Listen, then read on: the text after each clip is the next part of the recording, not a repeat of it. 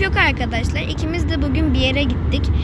Ben tabii ki de Defne aramıştı. Yani Def aramıştı beni ama ben açamadım arkadaşlar. Pikniğe gitmiştik. Arkadaşlarım vardı orada. Onlarla oynamıştık. O yüzden yapamadım yani. Açamadım. Biz şu an eve gidiyoruz. Yani herhalde duyuluyordur arabanın sesi. Yani bence duyuluyor. Ve arkadaşlar Def de şu an bir yerde geziyor galiba.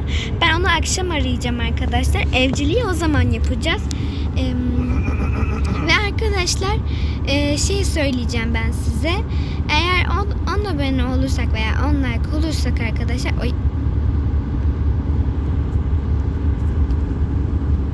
Nerede kalmıştım?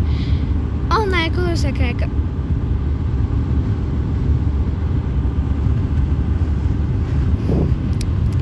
10 like olursak arkadaşlar ben ne yapacağım? Yüzümü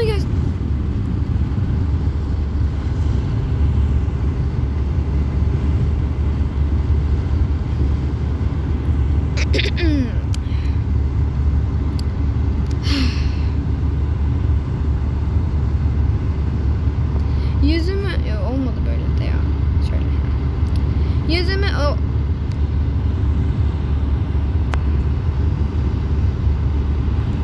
Ya ne oluyor ya? Ben hiçbir şey yapmıyorum. Kendi kendine düşüyor ya. Bir dakika arkadaşlar. Ben şu an şey yapayım. Böyle iyi. Yüzümü göstereceğim arkadaşlar. Yüzümü direkt kendi gerçek yüzümü göstereceğim.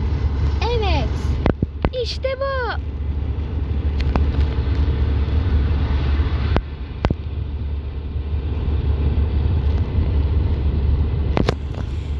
Arkadaşlar yapamıyorum yani.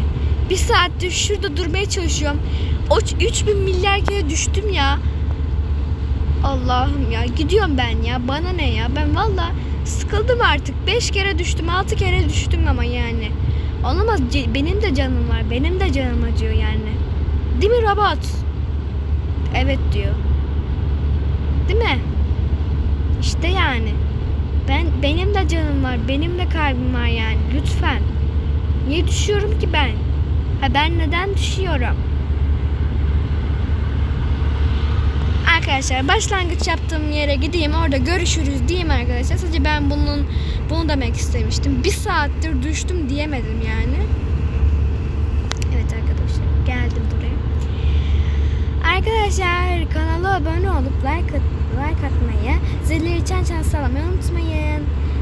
Evet, hemen yapıyoruz.